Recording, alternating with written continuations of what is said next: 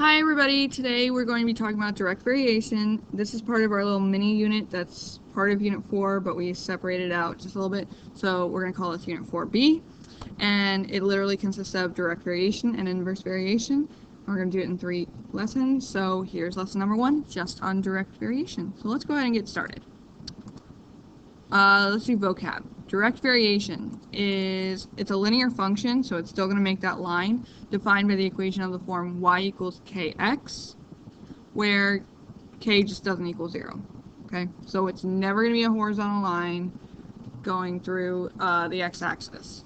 Okay, it could actually be a horizontal line, just not going through the x-axis. And the constant of variation is actually our constant k, the non-zero constant k in the function y equals kx. So constant of variation is basically the same thing as our slope. It looks exactly the same. We can find it on the graph the same way we find slope. The only difference it is from slope is that with slope, algebraically, we have to use it with we have to find it using 2 ordered pairs. A variation is a very specific kind of function because its slope, k, variation, constant variation, whatever you want to call it, is actually made up of a proportion from 1 ordered pair. And all the ordered pairs make that same proportion. So you can find k just with only 1 ordered pair from the entire function. So it's really nice and it's really easy to figure out. Okay? So let's go look at some of these examples. I think we actually have some more notes first before we do examples. Yeah, formulas. So direct variation formula and direct variation constant of variance, and how to find that. Direct variation formula is y equals kx. Okay? Now, this formula will not be on a formula sheet, so again, you must have it memorized.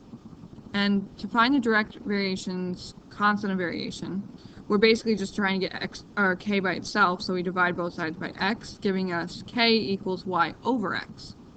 So either of these would help you solve the problem. Doesn't matter which one. This is the official formula, the y equals kx, where this is more solved for k. So if you're looking for k, this is going to be the easier one to use. But either one, because we know literal equations, we can use either one. Okay? The reason direct variations are very specific or special in the linear function world is because they travel through the origin. So their y-axis or their y-intercept is always 0, leaving us just with that y equals your slope, or your k in this case, times x. So there's no b on any of these equations. So that's how you know it's a direct variation, is if the b is 0 or it just doesn't have a b. Okay, let's look at some examples. So we're going to figure out if these are direct variations. So by looking at the formulas, or the equations, I'm sorry, if it matches our direct variation formula, it's a direct variation. However, the only way we're going to be able to tell that is if it's already set equal to y. Okay? So looking at this first one, y equals 6x, it's already set equal to y. We've got a number times x. Looks exactly like our formula, y equals kx. So yes, it is a direct variation, and we can even go as far as saying, well, since this is where the k is, 6 is our k. Alright? Now the second one is a little bit more difficult. Okay, so we have to get y by itself, and that's even more difficult because the y is in the denominator. So we gotta get that out of the denominator. So first I'm going to multiply both sides by y. So now I get k equals y over 3, because I'm multiplying the 1 times the y and the 3 times that invisible 1 that it's under. Okay?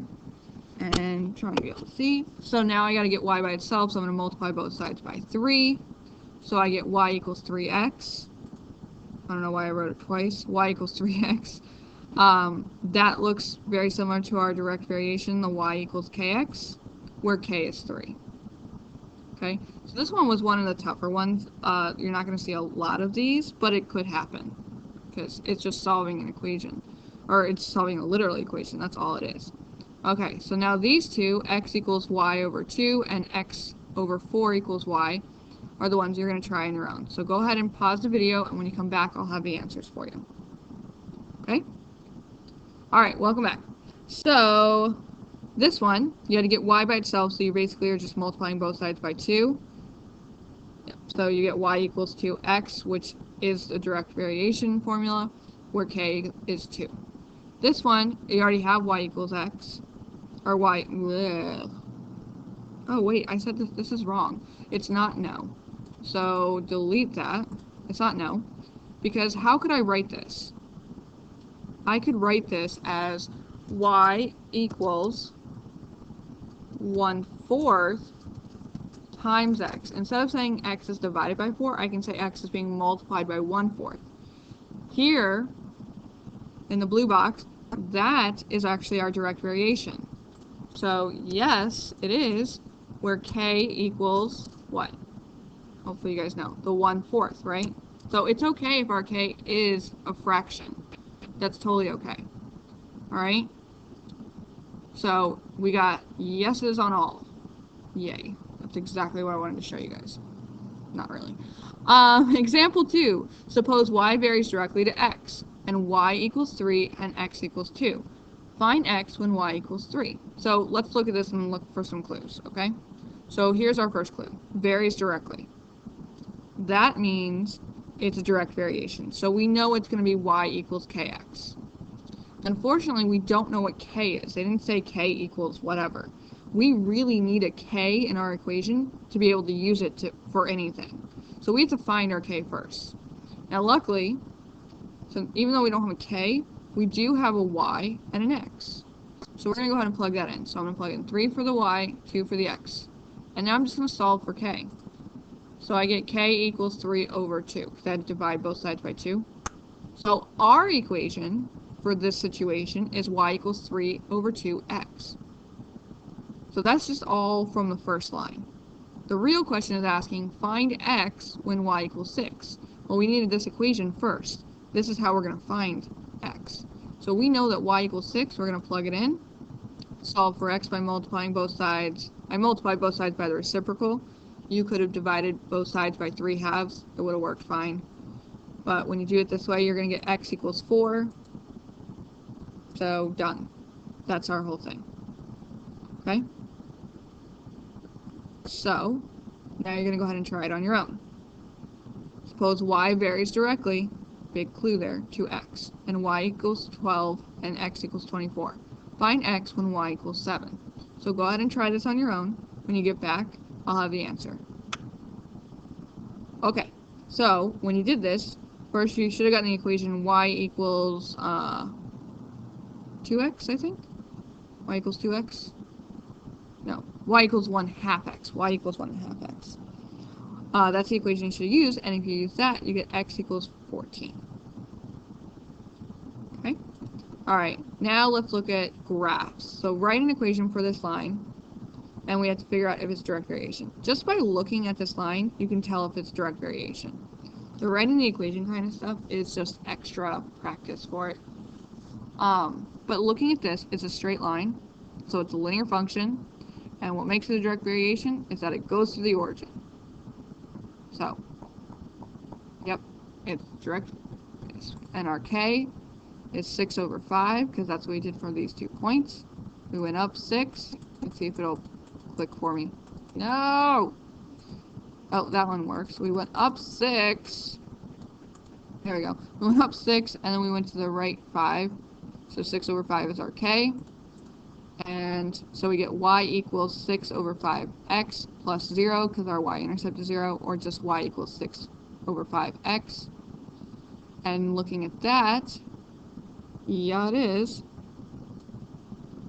I don't know what this is. Delete. Delete.